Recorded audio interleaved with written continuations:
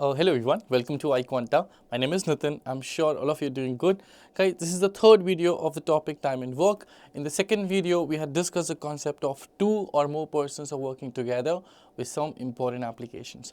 Today, we are going to discuss the concept of efficiency and salary with again some important application. So let's get started. So guys, first thing first, the concept of efficiency and salary.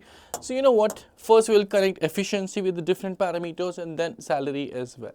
Okay, so efficiency is something guys which you can correct with two parameters, right? First we can say is directly proportional to what? Directly proportional to the work done in the same time, right? What does it mean? It simply means guys जो person same time में ज़्यादा काम करेगा उसकी efficiency ज़्यादा होगी, जो कम काम करेगा उसकी efficiency कम होगी और obviously same rate से change होगा. मतलब अगर किसी की efficiency double है तो कोई अगर person same time में double work करता है तो उसकी efficiency double होगी और अगर कोई person same time में half work करता है तो उसकी efficiency भी half हो जाएगी. Very obvious, right? Now what about the salary? So guys, salary is something which is directly proportional to the efficiency, right? Salary और efficiency में directly proportional का relation है, मतलब they change with the same rates, right? Means अगर efficiency double हो रही है तो salary भी double होगी और अगर efficiency half हो रही है तो salary भी half हो जाएगी. In this way guys, we can also connect the relation between salary and the work done. Salary proportional to efficiency, efficiency proportional to the work done. That means salary is also proportional to the work done in the same time. Simple, right? Okay, now let's say guys we have two people A and B, right? So we can actually make the ratio of their salaries, the efficiency and the work done in the same time as well, right? So we can say what, since everything is directly proportional, so ratio will be also written directly, right? So we can say what, the ratio of the salary of A and B must be the ratio of the efficiencies of A and B and must be equal to the ratio of the work done by them in the same time as well. Simple, right? Okay, remember I said efficiency is related to two parameters. One of them is the work done, second one we can say is the time taken, right? But this time guys the relation is slightly different. Okay, this time we'll say what, efficiency is actually inversely proportional to the time taken, means 1 upon, right, inversely proportional to the time taken to finish same amount of work, right? To finish, we can say what, same amount of work. Simple guys, है ना? Okay, work done में क्या था, directly proportional to the work done, but time taken में क्या है, inversely proportional to the time taken to finish same amount of the work done, right? Okay, and salary, as I said already, salary is directly proportional to the efficiency. All right, so now we can read like this, salary proportional to the efficiency, efficiency inversely proportional to the time taken. So guys, salary is also inversely proportional to the time taken. Very obvious, right? So how can we connect this time? We can say if time taken is double, salary must be half, efficiency must be half and salary is also half. Because remember salary and efficiency both are inversely proportional to the time taken. तो guys अगर ये double है तो ये half होगा क्योंकि they are going to change with the inverse rate. Very simple. Similarly, if the time taken is getting half times, so efficiency and salary they both will be getting double, right? Because they must be changing inverse to the time taken. Very obvious. Now just like the last time, if we take two people A and B, right? So what can we say here? We can say the ratio of their salaries must be equal to the ratio of their efficiencies, क्योंकि salary और efficiency directly proportional है, right? But it will be but it will be equal to the inverse ratio of the time taken. That means we can say 1 upon TA is to 1 upon TB, which eventually will become TB is to TA. Alright guys, so this is all we have to remember for solving the problems which we are just going to do after this, right? So let's start with some very simple questions and then we'll obviously increase the level. Okay, पहला question थोड़ा सा आसान है. क्या लिखा है देखिए जरा. Question में लिखा है कि A can finish a piece of work in 9 days. Okay, B is 50% more efficient than A. We have to find out the number of days in which B can finish the same piece of work, right? Okay, तो guys efficiency के बारे में एक relation है कि B जो है वो A से 50% ज़्यादा efficient है और हमें एक पर्सन का टाइम टेकन गिवन है और दूसरे पर्सन का टाइम टेकन निकालना है for the same piece of work, right? So we can actually connect this directly. Remember I just told you in the last slide that efficiency is inversely proportional to the time taken. So we can actually connect this directly with the help of that concept, right? Efficiency directly proportional to the time. That means we can say what? We can say TA is to TB is equals to, EB is to A. This is how we can do that. Or let's do one thing. Let's quickly, find out the ratio of their efficiency, which you can actually find out. क्या लिखा है देखिए, B जो है वो A से 50% ज़्यादा efficient है, वेरी ऑब्वियस, राइट? तो गाइस हमने थोड़ी देर के लिए अज्यूम कर लिया कि late efficiency of A is 100, right?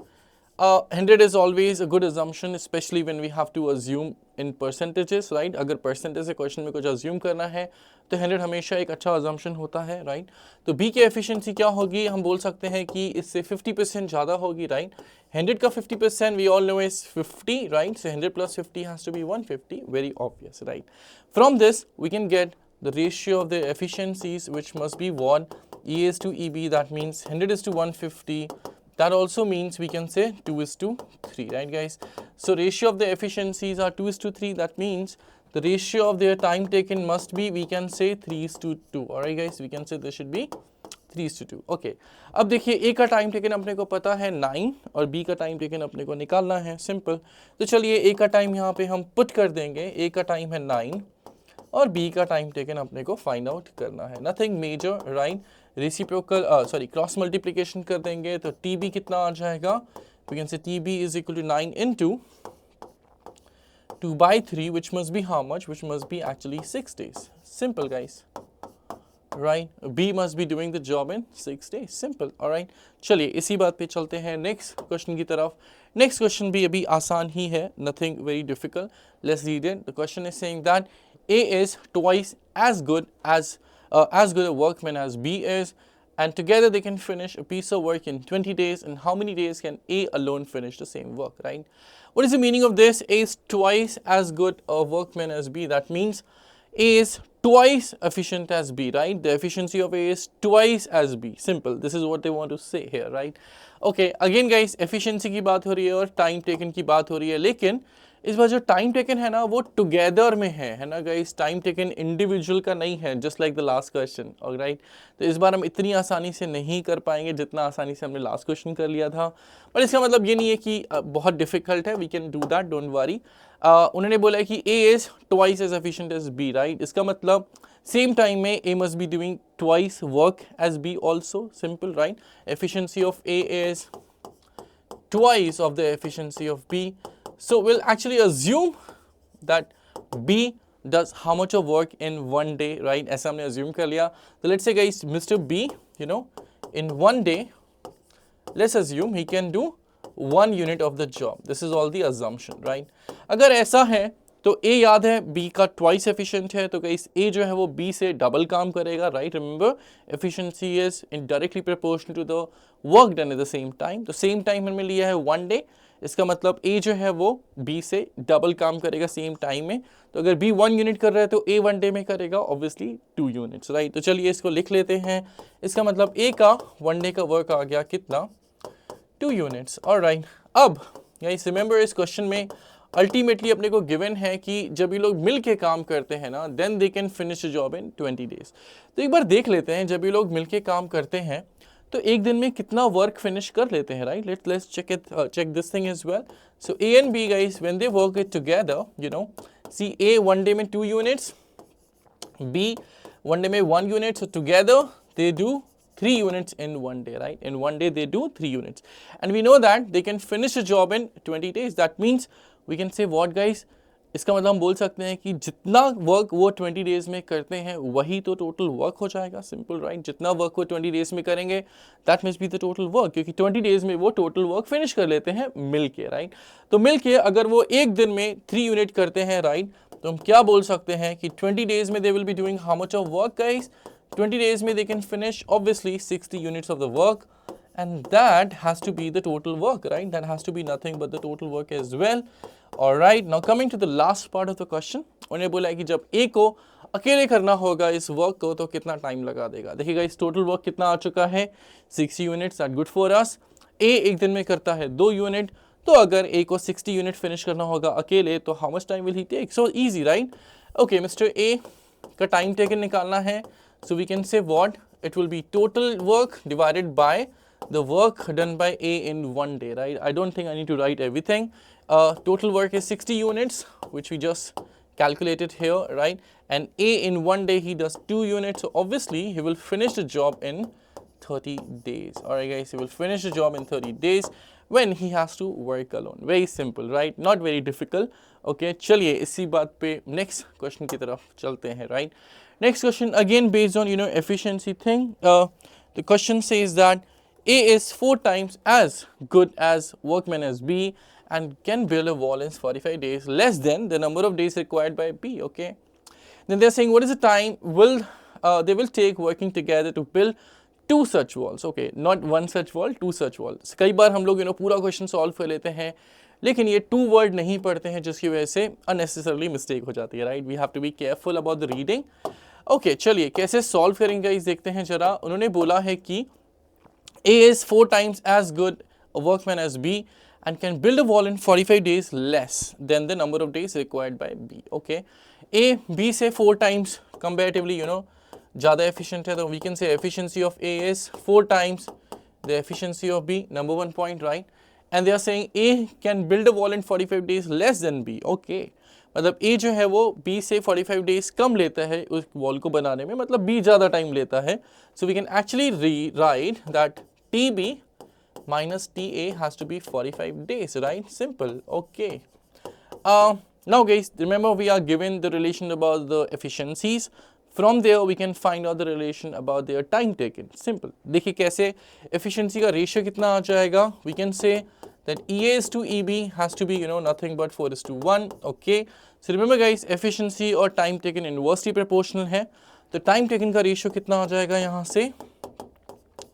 यहाँ से टाइम टेकन का रेशियो आ जाएगा 1:4, right? So TA to TB is 1:4.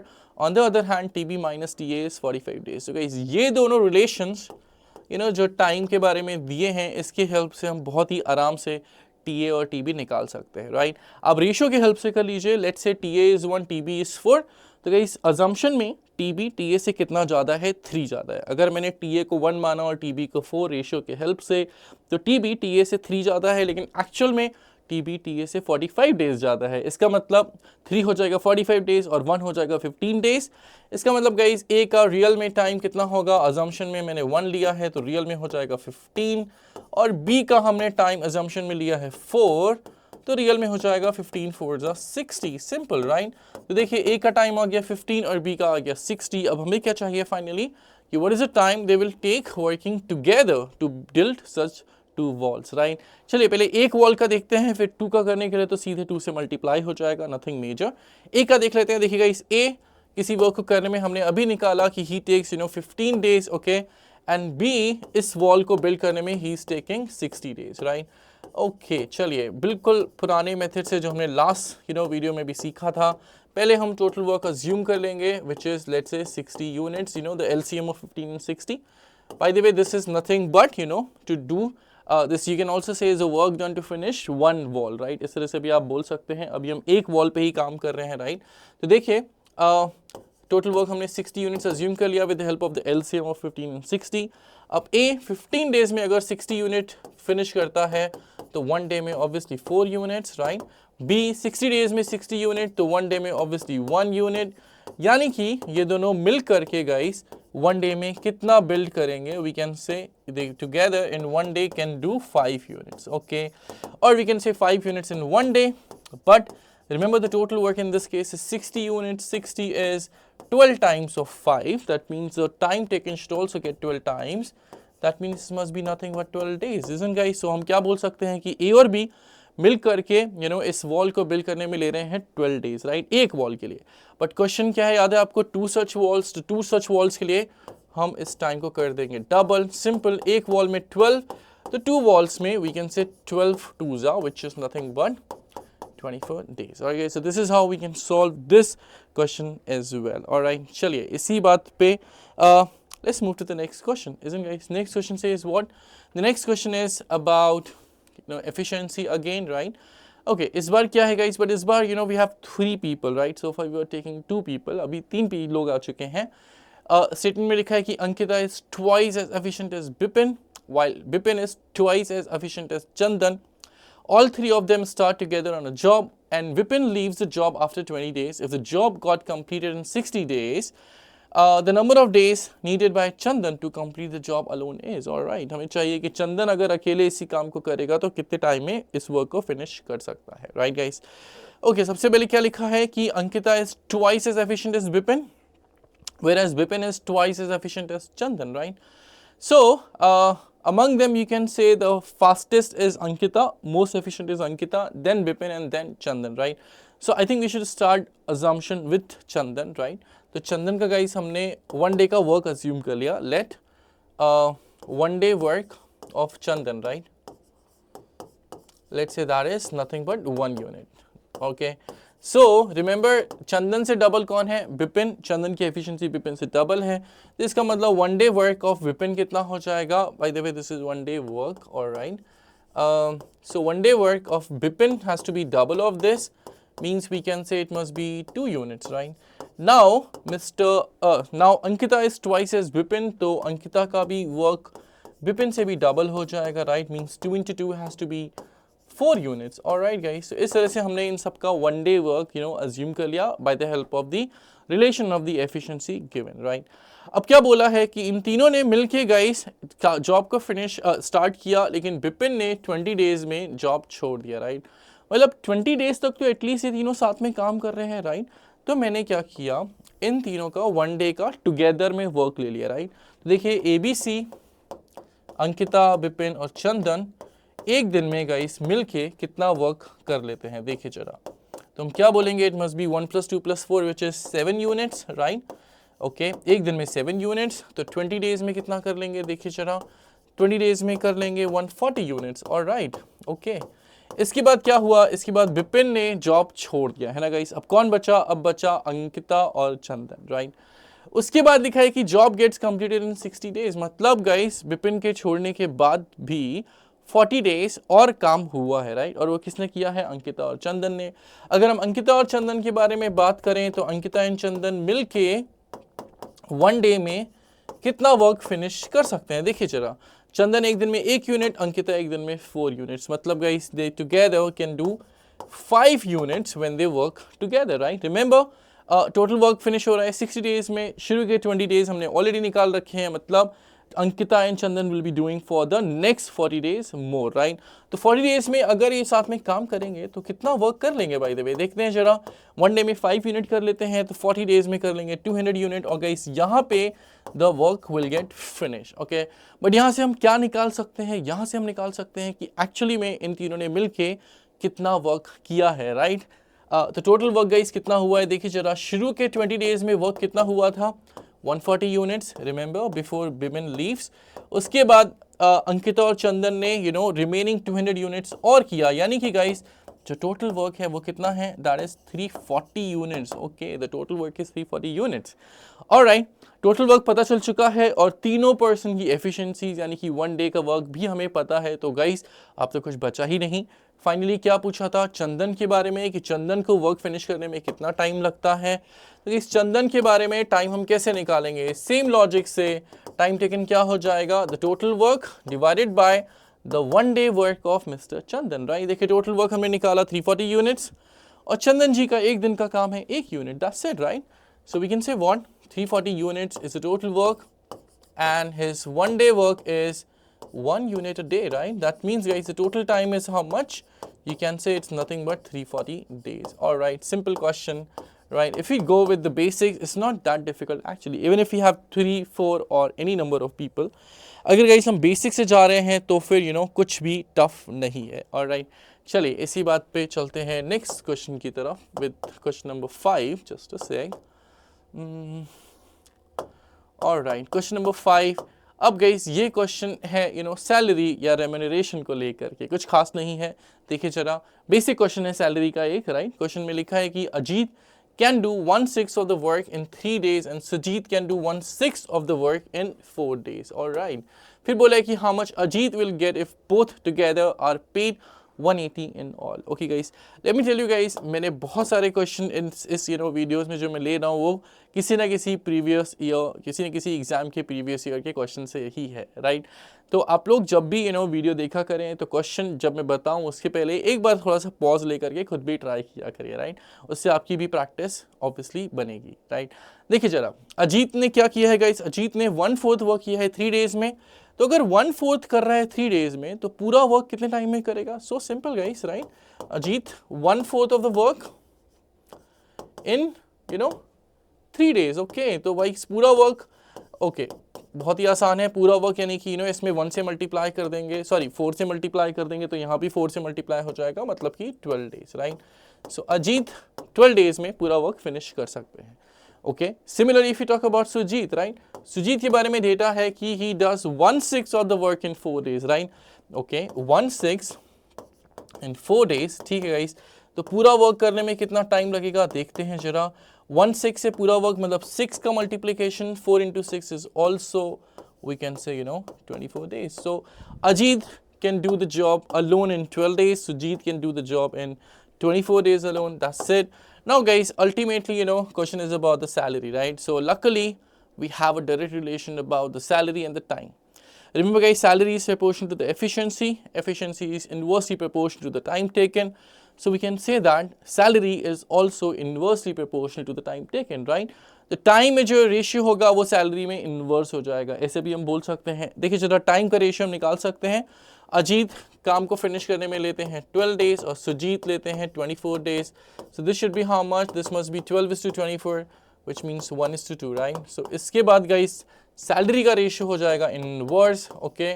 means that ratio has to be, we can say 2:1. all right, salary का रेशियो हो जाएगा 2:1. बाय द वे इनकी टोटल सैलरी कितनी है? 180 रुपीज़, मतलब salary of Ajit plus the salary of Sujit is 180 rupees, और इनकी salaries का रेशियो है 2:1. यहाँ से गाइस हम अजीत और सुजीत की सैलरी दोनों ही निकाल सकते हैं। Question is about by the way Ajit, right? तो अजीत की सैलरी कितनी होगी? आप एक काम कर सकते हैं, इनकी सैलरी को 2 और 1 अज्यूम कर लीजिए। अजम्पशन में सम हो जाएगा 3, रियल में 180. 3 is 180, that means 1 is 60. So 2 has to be obviously 120. So Ajit की सैलरी हो जाएगी 120 रुपीज़ एंड सुजीत की 60. Question is about Ajit which is 120. Simple question guys, right? ये तो बहुत ही आसान निकला। चलिए अब थोड़ा सा लेवल बढ़ाते हैं। यहाँ पे क्या है, 3 लोग आ चुके हैं, सैलरी से रिलेटेड क्वेश्चन है, but we have 3 people, okay? So let's see the question first. They are saying Amal can complete a job in 10 days and Bimal can complete it in 8 days. Amal, Bimal and Kamal together can complete the job in 4 days and they are paid a total amount of ₹1,000 as remuneration.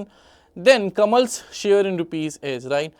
Amal can complete in 10 days, Bimal in 8 days, और तीनों मिल जाए, अगर कमल भी आ जाए तो मिल के 4 दिन में, राइट? और इनको मिला के 1000 रुपीज़ का रेम्यूनरेशन मिलता है। तो पूछा है कि कमल का शेयर कितना होगा। Simple guys.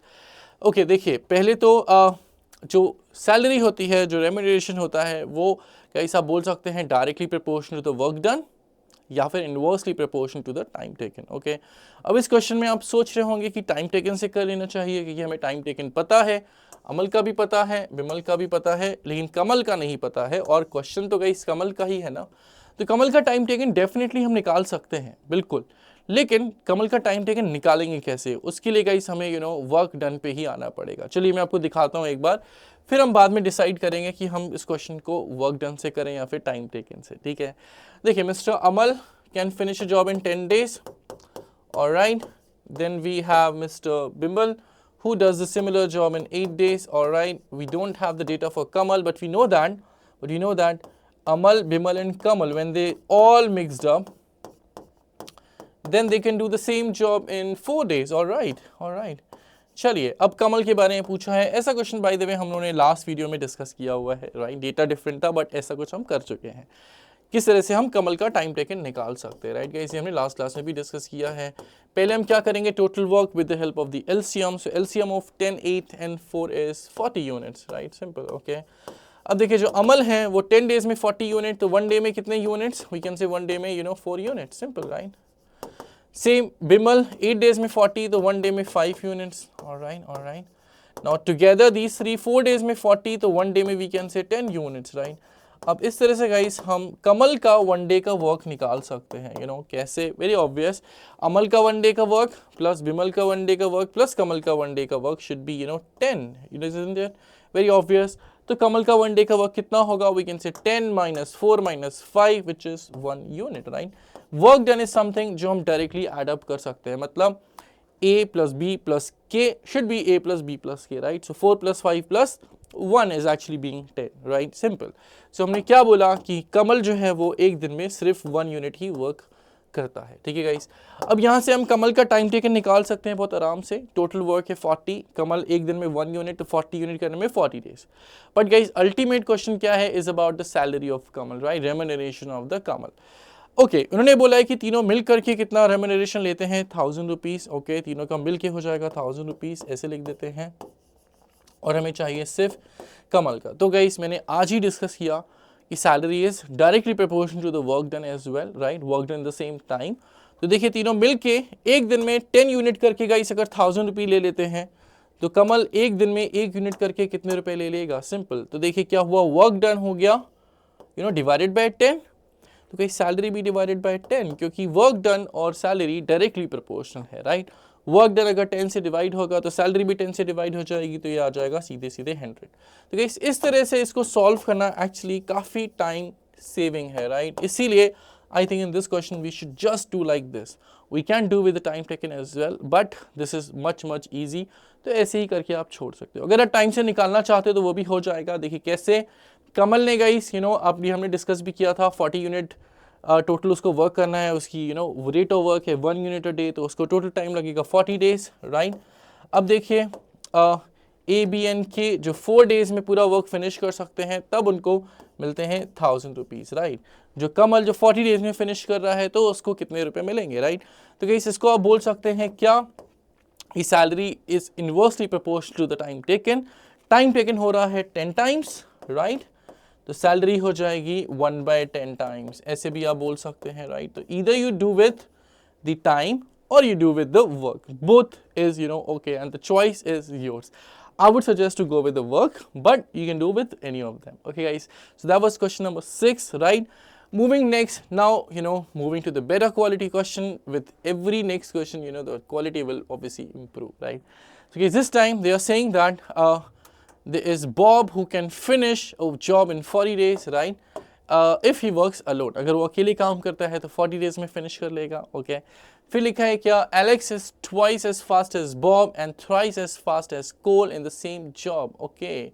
Suppose Alex and Bob work together on the first day, Bob and Cole work together on the second day, Cole and Alex work together on the third day, and then they continue the work by repeating the 3-day roster with Alex and Bob working together on the 4th day, and so on, okay. Then the total number of days Alex would have worked when the job gets finished is, okay guys. देखिए जो Bob हैं वो guys 40 days में work finish कर सकते हैं अगर उन्हें अकेले वर्क करना पड़े तो, राइट। अगर उन्हें अकेला वर्क करना होगा तो वो एक वर्क को 40 डेज में फिनिश कर सकते हैं, ओके, इंटरेस्टिंग। फिर क्या लिखा है, फिर लिखा है कि एलेक्स जो है ना उनसे ट्वाइस एफिशिएंट है। कहीं अगर ट्वाइस एफिशिएंट है तो इसका मतलब टाइम तो हाफ लेंगे। Remember efficiency inversely proportional to the time. अगर एफिशिएंसी डबल है तो टाइम हो जाएगा हाफ, मतलब एलेक्स कितना टाइम लेंगे, 40/2, we can say 20 days, all right. Then they are also saying that Alex is thrice as efficient as Cole, right. Alex जो है वो efficient Cole से thrice है, right. अगर Alex Cole से thrice efficient है, इसका मतलब Alex का टाइम जो होगा वो Cole के टाइम से 1/3 होगा, या उल्टा बोल सकते हैं कि Cole का टाइम Alex के टाइम से ट्रिपल होगा, राइट। एलेक्स का टाइम है 20, तो कोल का टाइम हो जाएगा we can say 60 units, okay guys. Oh sorry, Cole का टाइम हो जाएगा 60 डेज, राइट। कोल उस जॉब को फिनिश करने में 60 डेज लेगा, जिसको फिनिश करने में एलेक्स 20 डेज लेते हैं और Bob 40 days, right. So this is what is given to us, right. Now with the help of this, first thing we can assume their one day work, right. We can find out their one day work by assuming the total work.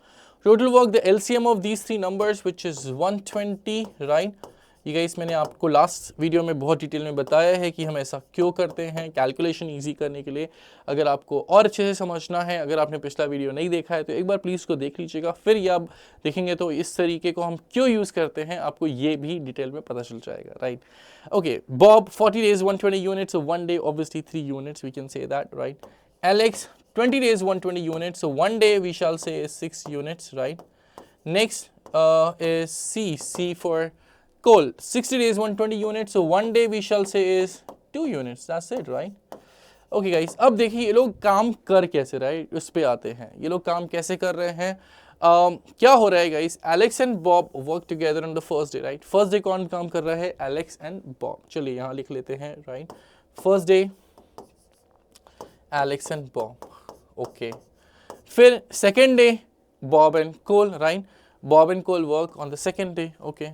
Second day Bob and Cole are working, alright.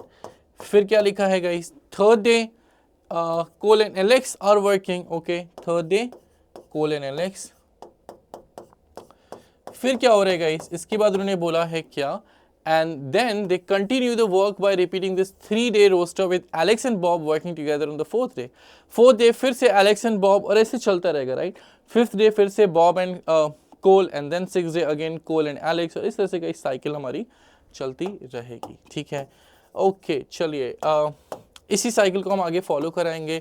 एक बार देख लेते हैं ना कि ये लोग कितना काम कर रहे हैं, राइट, हर एक डे पे, राइट। जैसे first day Alex and Bob करेंगे तो एलेक्स एक दिन में एलेक्स एक दिन में 6, बॉब एक दिन में 3, तो 6 + 3 means they will be doing 9 units in a day, right. Second day Bob and Cole, Bob 3 units, Cole 2 units, together they will do 5 units, all right. Last Cole and Alex is doing 6 and Cole is doing 2, so together they can do 8 units on third day and so on. Okay guys, इस तरह से हम इतना तो समझ चुके हैं कि एक साइकिल बनने वाली है 3 डेज की, और हर 3 डेज की साइकिल में first day Alex and Bob, second day Bob and Cole, third day Cole and Alex. और वी कैन ऑल्सो से हर 3 डे की साइकिल में फर्स्ट डे 9 यूनिट्स वर्क होगा, सेकेंड डे 5 यूनिट्स होगा, और थर्ड डे 8 यूनिट वर्क होगा। ऐसा भी हम बोल सकते हैं, simple, right.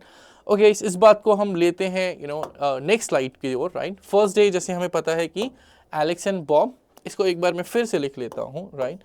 First day Alex and Bob, and they must be doing how much of the work? I had written it.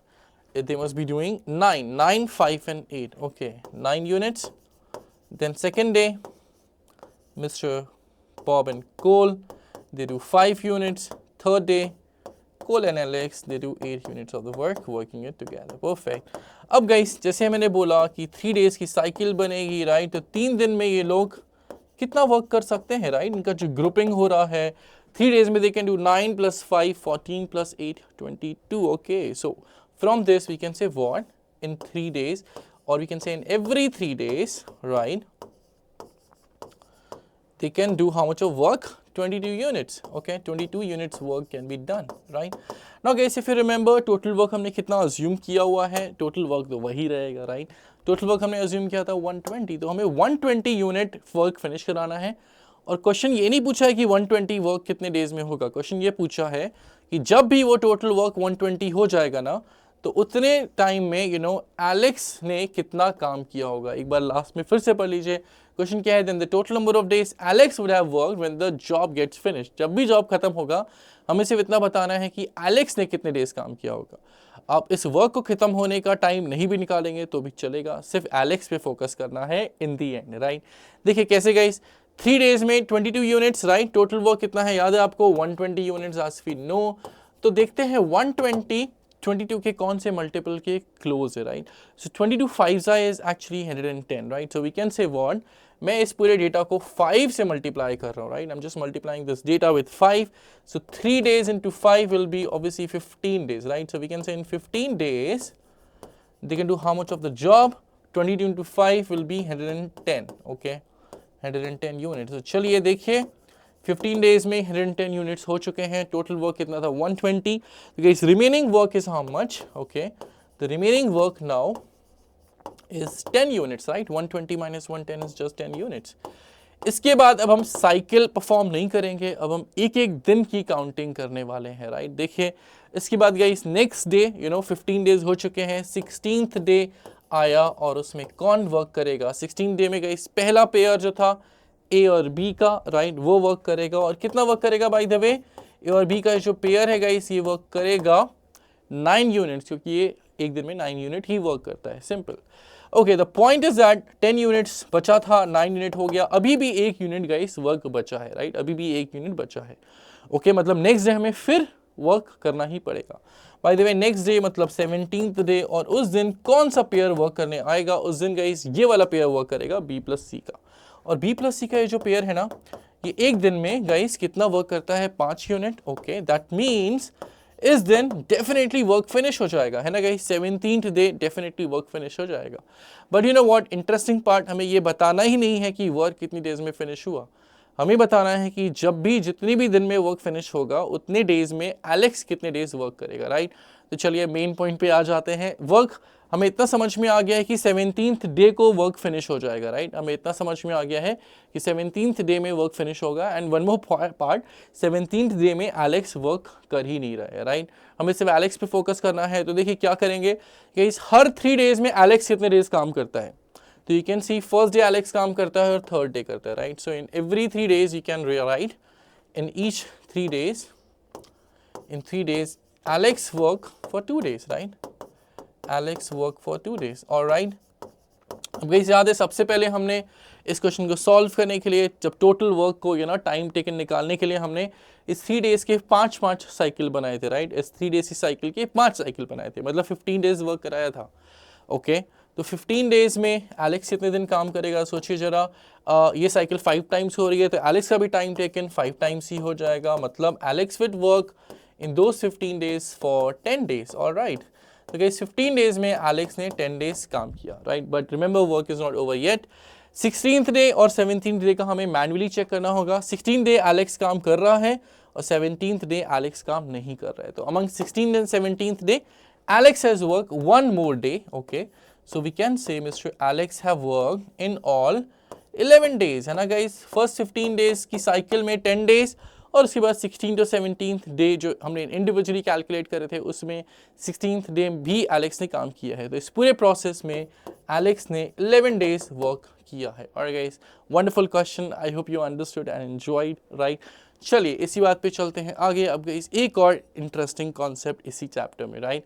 इस कॉन्सेप्ट में क्या लिखा है देखिए जरा, इन्होंने बोला है कि if A and B can finish piece of work in x days, okay, and when A works alone, he takes a more number of days to finish the work as compared to the time taken by both of them together, okay. And when B works alone, he takes small b more number of days to finish the work as compared to the time taken by both of them together, okay. Then x square is equal to a into b. तो guys क्या कहना चाह रहे हैं समझिए जरा।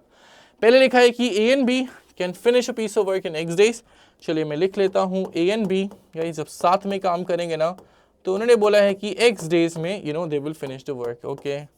फिर क्या बोला है? फिर उन्होंने बोला है कि and when A works alone, right, जब A अकेले काम करता है, he takes small a more number of days to finish the work as compared to the time taken by both of them together। मतलब जब A अकेले काम करता है गाइस, जो टाइम दोनों लोग मिलके लेते हैं उससे भी स्मॉल ए डेज ज़्यादा ले लेता है, okay.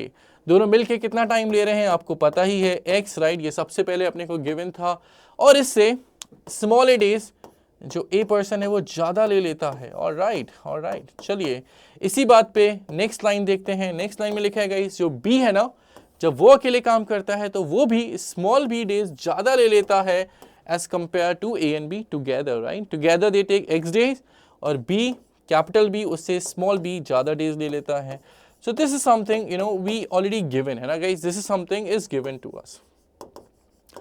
Now they are saying अगर ऐसा है ना, तो सीधे उन्होंने बोल दिया कि x square is equal to A into B, okay guys. मतलब जब भी आपको ऐसा कुछ दिखे कि ए प्लस बी मिलके एक्स डेज काम कर रहे हैं, पर्सन ए एक्स से स्मॉल ए ज़्यादा, पर्सन बी एक्स से स्मॉल बी ज़्यादा, तो सीधे आप बोल सकते हैं क्या, x square is equal to A into B. Guys इसको ना हम प्रूव भी कर सकते हैं, बट इसका प्रूविंग इतना लंबा है कि मैं नहीं करने जा रहा हूँ और इतना जरूरी भी नहीं है, राइट। हाँ, मैं आपको ये प्रूविंग नंबर्स की हेल्प से दिखा सकता हूँ, वेरिएबल्स में नहीं करेंगे लेकिन नंबर्स में कर सकते हैं। कैसे गाइस?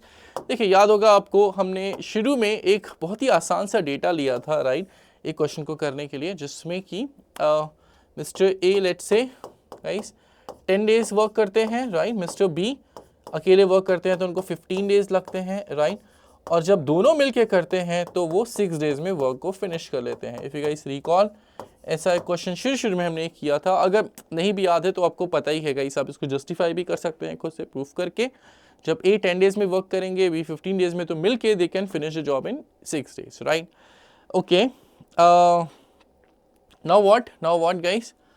इसके बाद हमें ये जस्टिफाई करना है, रिमेंबर। तो देखिए, a प्लस बी एक्स, तो इस यहाँ पे x क्या हो गया? अगर आप इससे कंपेयर करेंगे इन दोनों सिस्टम को, तो a प्लस बी एक्स और यहाँ पे a प्लस बी है 6, यानी कि x की वैल्यू हो गई 6। सिंपल है ना गाइस?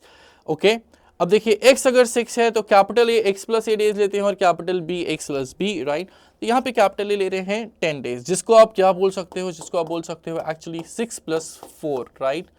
और यहाँ पे 15 को बोल सकते हैं आप 6 प्लस 9। वाई एम आई कंपेयरिंग और राइटिंग विद रिस्पेक्ट टू 6?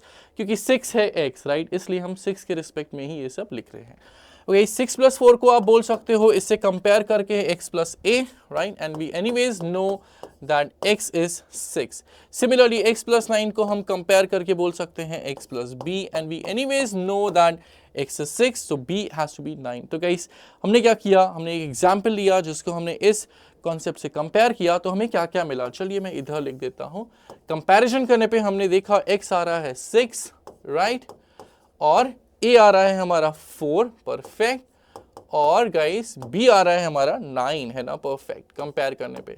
अब देखते हैं कि क्या ये कॉन्सेप्ट वर्क कर रहा है। देख लेते हैं एक बार जल्दी से। x कितना है? 6, चलिए यहीं लिख देते हैं, right, x is 6, a is 4 and b is 9. Is it working? Actually, yes, guys, that works. 6 square is 36. 4 into 9 is also 36. 36 being 36. Perfect, guys.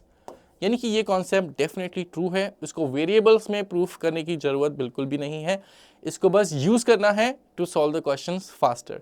इसके बिना भी आप क्वेश्चन सॉल्व कर लोगे, लेकिन मेहनत बहुत ज़्यादा बढ़ जाएगी, और अगर आप इसकी हेल्प से करेंगे तो क्वेश्चन बहुत ही मैजिकल वे में सॉल्व हो जाएगा। चलिए एक क्वेश्चन देखते हैं गाइस इसी कॉन्सेप्ट पे।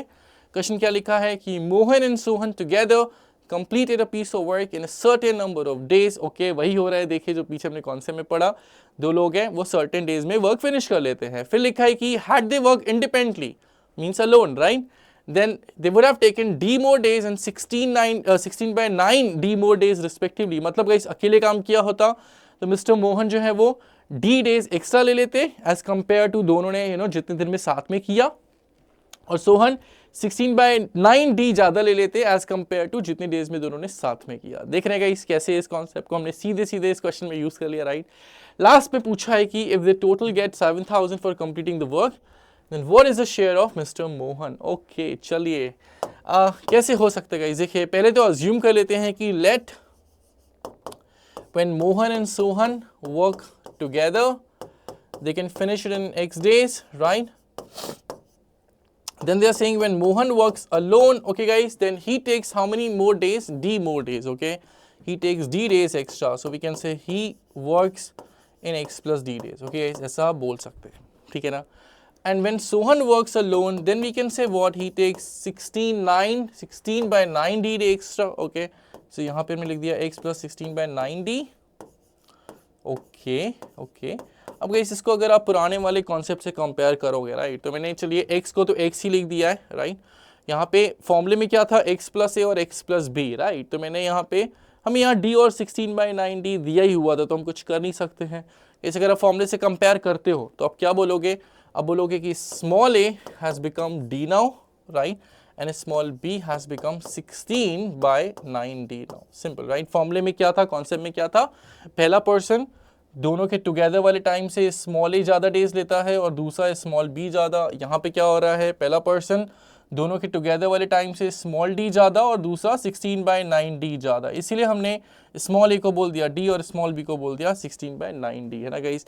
अब इस कॉन्सेप्ट को जरा यूज़ कर लेते हैं। फॉर्मूला क्या पढ़ा था हमने? That x² is equal to a into b. Okay guys, x को x ही लिखेंगे, a को लिख देंगे d, राइट, और b को लिख देंगे 16/9d. अब इंटरेस्टिंगली गाइस देखिए क्या हो रहा है, x स्क्वायर है, राइट, 16 4 का स्क्वायर है, 9 3 का स्क्वायर है, और d स्क्वायर ऑब्वियसली d का स्क्वायर है, तो इसको आप बोल सकते हो 4/3d का होल स्क्वायर. अब हम इसमें कर देंगे स्क्वायर रूट, तो गाइस x आ गया क्या, x आ गया 4/3d, राइट. ओके, x को हमने d के रिस्पेक्ट में निकाल लिया, या उल्टा भी बोल सकते हैं d को x के रिस्पेक्ट में. अब क्या करेंगे गाइस, अब देखिए उन्होंने हमें दोनों की सैलरी दी है और मोहन का शेयर पूछा है, राइट. हमें पता है कि salary is inversely proportional to the time taken by individual people alone. तो गाइस इस पॉइंट को हम एक्चुअली यूज करने वाले हैं. देखिए जरा कैसे, मोहन कितना टाइम ले रहा है, मोहन टाइम लेता है x प्लस डी किसी वर्क को फिनिश करने में, राइट. और सोहन कितना टाइम लेता है, सोहन लेता है x प्लस 16/9d किसी भी वर्क को फिनिश करने में, रिमेंबर. और हमने x और d में एक रिलेशन निकाला है, x is 4/3d which I'm going to put over here, right. मैं x को लिख रहा हूँ 4/3d. ओके, चलिए सोहन के में भी लिख लेते हैं 4/3d plus 16/9d. Okay guys, इसके बाद देखिए क्या होगा, हम बोलेंगे 4/3d plus d is nothing but 7/3d. Okay, and 4/3d plus 16/9d कितना होगा, देखिए जरा, 3 से यहाँ ऊपर नीचे मल्टीप्लाई कर दिया to make the denominators equal. This is 12/9, this is 16/9 which gives us 28/9d. Okay guys, दोनों का टाइम टेकन आ गया, दैट्स गुड. यहाँ से हम इनके दोनों के टाइम टेकन का रेशियो निकाल सकते हैं. Time taken of Mohan is to the time taken of Sohan, right. Time taken of Mohan is 7/3d. Okay, time taken of Sohan is 28/9d. Okay, देखिए डी तो हो गया कैंसिल, राइट. क्या बचा, 7/3 28/9 है ना गाइस. डिनोमिनेटर डिवाइड करते हैं तो वो उल्टा ऊपर मल्टीप्लाई ही हो जाते हैं. इसको आप चाहो तो ऐसे भी बोल सकते हो, time taken of Mohan divided by time taken of Sohan is equal to 7/3 upon 28/9, right. अब देखिए 7 और 28 में 7 4s are 28 and 3 3s are 9, which gives what, 3 goes numerator side and 4 is at the denominator side. So guys, ratio of the time taken aa chuka hai. So next will be the ratio of the salaries, right. Okay, ratio of the time taken is, we can say 3:4. All right, so the ratio of the salary is the inverse ratio, that means 4:3. So salary of Mohan is to the salary of Sohan is 4:3. Now remember guys, the total salary of them is nothing but 7,000. So we can say salary of Mohan plus the salary of Sohan is 7,000, where the ratio of their salaries is 4:3, which gives us the individual salaries so easily guys. 7,000 को 4:3 में divide करेंगे तो obviously 4,000 और 3,000, easiest calculation, right. So Mohan की salary हो गई 4,000 और सोहन की 3,000. Question was, I guess, about Mohan. So Mohan's salary 4,000 is the answer of the question. Alright guys, so this was one more question of this concept. I hope you guys understood and enjoyed it, and that is also the last question of this video, right. So this is where I would like to end it. I really hope guys you got to understand something new. आपने कुछ ना कुछ नया जरूर सीखा होगा. अब आपका टर्न है प्रैक्टिस करने का, राइट. और कोई भी डाउट आता है तो आप बिल्कुल कमेंट में लिखेंगे, और कुछ और भी आप चाहते हैं कि हम स्टार्ट करें आपके लिए, या फिर आपको कैसी लगी क्लास, कुछ भी आपको लिखना है आप जरूर कमेंट में लिखें. तब तक मिलते हैं नेक्स्ट क्लास में. Bye bye guys, take care.